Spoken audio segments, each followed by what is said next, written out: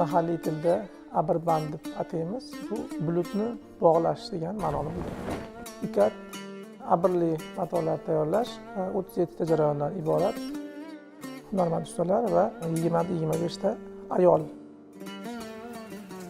Mana biz qo'limizga kalava olgan holatda kalavani biz yuvishdan keyin davraga beramiz. Davrakash bizga matoni uzunligini va uni biz aytgan sonida ipaklar sonini qo'yib beradi.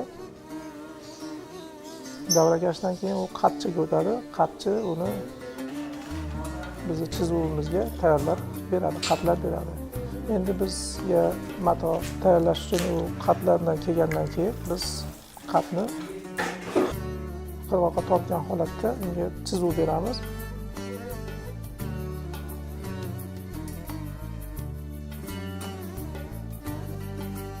Chizilgandan keyin har bir gulini zarurat joyini biz bog'lab chiqamiz. Bog'lab, ya'ni ko'mish deyiladi, ko'mib chiqamiz. Tabiiy bo'yalarda bo'yaladi asosiy jarayon. Bunda biz o'simliklardan foydalangan holatda bo'yab chiqamiz.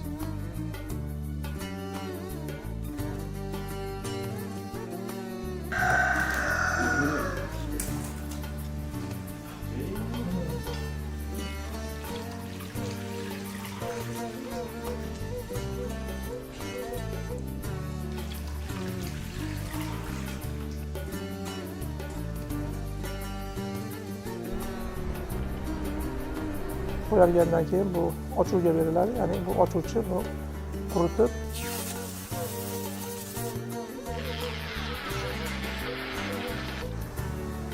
ya'ni yana kalava holatga, uzun ip holatga keltirib beradi.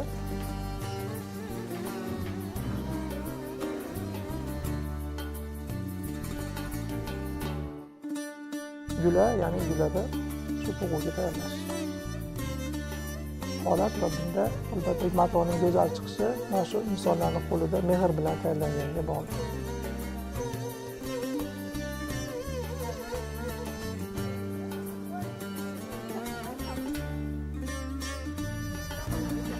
Yigirma yoshdan beri shu ish bilan shug'ullanaman. Shinopar farzandim bor. Nasrlarimiz olib keladi. Kelgan ipagimizni bu uskunaga tortib qo'l ekanda to'qiymiz. Ustasiga 50-60 metrdan ish beramiz.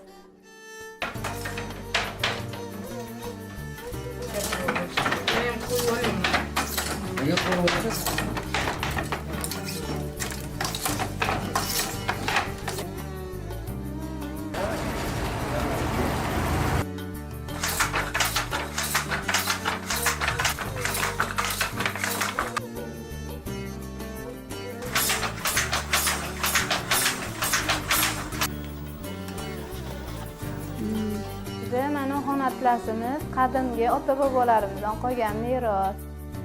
Bu milliy kiyimlarimizda qirollarimiz oilasi, qirolichalar ham kiyishgan. Men qilayotgan hunarimdan xursandman. Qilayotgan ishimizni o'zimiz ham yaxshi ko'ramiz, davom ettiramiz.